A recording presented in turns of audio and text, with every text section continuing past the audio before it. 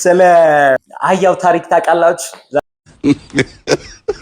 ዛሬ ቆንጆ ታሪክ እናወራለን። አንድ በወዶ አባባል አለና የሰው ልጅ ሰው ሲባል ስራው ማውራት ነው የሚል ማለት ነው። አይ ላቭ ይሄንን አባባል ማለት ነው። የሰው ልጅ ስራው ማውራት ነው ስል በኔጌቲቭ ሲሆን አስመርባትች አክቹአሊ በኔጌቲቭ ብትረዱት ብቻ በተረዳችሁ ተረዱት። እኔ ዋናው መልእክቴን ማስተላለፌ ነው። ሁለት ሰዎች ናቸው ባልና ሚስትና አህያቸውን ይዘው ይሄዳሉ። አህያቸውን ይዘው በመንገድ እየሄዱ ሁለቱም ከኋላ አህያቸውን እያስከተሉ ወደፊት እየሄዱ ነው ያሉት። ደን ሰዎች ያዋቸውና እነዚህ ምን አይነት ጅሎች ናቸው? አህያውን ዝም ብለው እያስኬዱት እነሱ በእግር ይሄዳሉ፣ ላይ ወጥተው አይሄዱም እንዴ ምናምን ሲሉ ይሰማሉ። በቃ ይሄ ነገር ዝም ብለን እንማ ከምንሄድ ሞኝ ከምንሆን አህያው ላይ እንውጣና እንሂድ ይሉና ሁለቱም አህያው ላይ ወጥተው መሄድ ይጀምራሉ። ከዛ አሁን የሚያዩዋቸው ሰዎች እነዚህ ምን አይነት ጨካኝ ሰዎች ናቸው? አህያው ላይ ለሁለት ወጥተውበት አህያውን ሊገሉት ነው እንዴ? እንደዚህ ይደረጋል ይላሉ። ይሄንንም ሰሙና ግራ ተጋቡ። ምን ይሻላል? እሺ በቃ እንውረድ፣ አትሊስት እኔ ልውረድና አንቺ በቃ እዛ ላይ ሆኚ ሴት ስለሆንሽ ይላትና ባለቤቱን ሰው ይወርድና ባላያው ባለቤቱን አህያው ላይ አስቀምጦ እየጎተተ መሄድ ይጀምራል። አሁንም ሰዎች ያዩና ይሄ ምን አይነት ሞኝ ባል ነው? ለራሱ ክብር የለውም እንዴ? እሱ በእግር እየሄደ ሚስቱን አህያ ላይ አስቀምጦ ይጎትታታል። ምን ሆኖ ነው? እንደዚህ ይደረጋል እንዴ ምናምን ብሎ በጣም ሰውየው ግራ ተጋባ።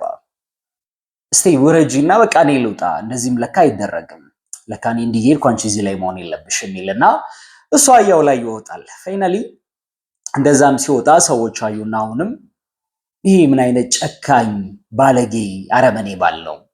እሷን በእግር እያስኬደ ሚስቴ ብሎ ስንት አክብሮ እንደወሰዳት እሷን በእግር እያስኬደ እሷ አህያው ላይ ወጥቶ ይሄዳል። ምን አይነት ጨካኝ ባለጌ ሰው ነው? እናንተ ብትሆኑ ምን ታረጉ ነበር? የትኛው ይሻል ነበር?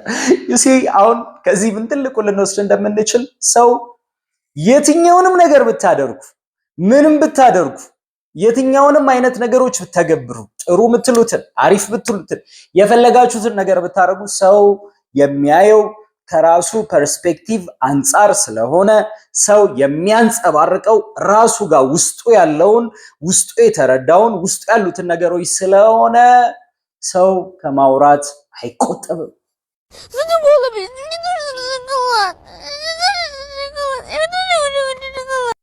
ፋክት ሰው ትልቁ ስራው ማውራት ነው። ጥሩም ስራ መጥፎም ስራ ሲጀምር ጥሩ መጥፎ ምናምን የሚባል ነገር የለም። ያመንከው ነው ጥሩ፣ ያመንከው ነው መጥፎ። ጀነራሊ የምንስማማበት እንትን አሪፍ ነው እንትን አሪፍ አይደለም የሚባል ነገር አለ። ኦፍ ኮርስ ግን ጥሩ እውነት ምናምን የሚባለው አንተ ያመንክበት ባንተ መመዘኛ ትክክል ነው ጥሩ ነው ያልከው ነው በቃ ጥሩ። ሰው የፈለከውን ብታደርግ ከማውራት ወደ ኋላ አይልም።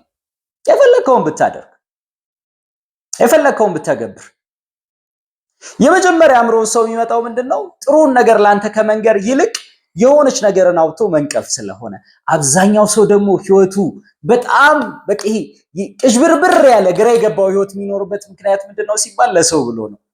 አሁን ይሄን ባደርግ እንትና ምን ይሉኝ ይሆን? አሁን ይሄን እንትን ብል እንትና ምን ይለኝ ይሆን? ጓደኞቼ ምን ይሉ ይሆን? ቤተሰብ ምን ይሉ ይሆን? አጎቴ ምን ይሉ ይሆን? አገስቴ ምን ይሉ ይሆን? አገር ምን ይሉ ይሆን? ምን አገባ እንዴ? ያንተ ህይወት ኃላፊነት ያንተ ነው። አንተ እስካመንክበት ድረስ አንተ ይሆነኛል እስካልክ ድረስ አንተ ደስ ያለን ማድረግ መተግበር ደስ ባለ ነገሮች ውስጥ ማድረግ ያለብን እያረክ መቀጠል ያንተ ነው። ዩ ሲ አህያውን እየጎተቱ ሲሄዱም ተወርቷል፣ ለሁለት ሲወጡበትም ተወርቷል፣ ብቻውን ሲወጣም ተወርቷል፣ ሚስቱ ስትወጣበትም ተወርቷል። ስለዚህ ሰው ምንም አይነት ነገር ብታደርግ ከማውራት አይቆጠብም። የሰው ወሬ አያስደንግጣችሁ። ሰው የሚለው ነገር ምናምን አያወዛግባችሁ አትበሉ።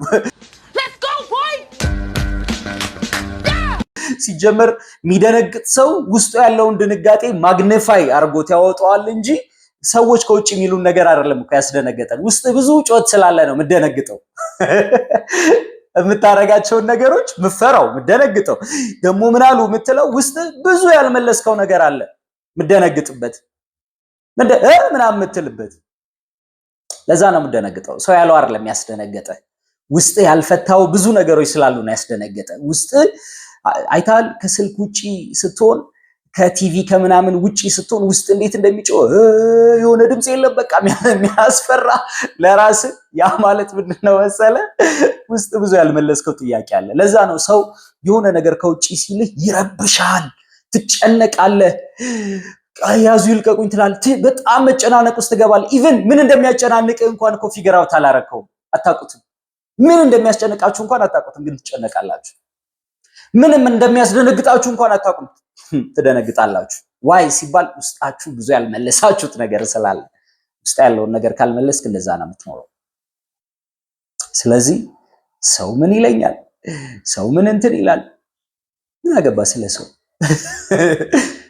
ዛሬ አለውልህ የሚል ሰው ነገ አብሮ የለም። ፋክት ነው።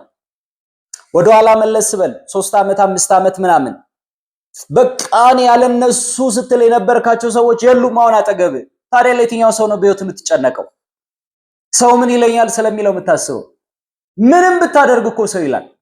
ምንም ብታደርግ። ስለዚህ ውጣ በቃ ከሰው ከምናምን ከሚባሉ አስተሳሰቦች ውጣና ለራስ መኖር የሚገባን ህይወት ኑር። ከፍ ብለህ አንተ የሚያስደስትህን አንተ ጥሩ የምትለውን በማንም መመዘኛ አይደለም በራስ መመዘኛ ያስደስትህን እያረክ ኑር። ያ ነው ትክክለኛ ኑሮ ማለት። ስለዚህ ዶንት ማይንድ ስለሰው ብዙ አትጨናነቅ ብዙ አትጨናነቅ። ሰው ያለን ነገርማ ቢጠራቀምና ግንባር ላይ ቢጻፍ ኖሮ ግንባራችን እኮ የስዕል ደብተር የህፃን ልጅ የስዕል ደብተር ይመስል ነበር ተሞነጫጭሮበት። ምን ያልተባልነውና ማን እንባለዋለን?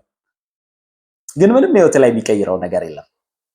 ዋናው አንተ ያመንክበትን ደስ ያለን በህይወት የሚያስደስትህን ነገር ብቻ እያደረክ መቀጠል። ስለዚህ ይኸውልህ እንኑር፣ ቤተሰብ እንኑር፣ በደንብ እንኑር።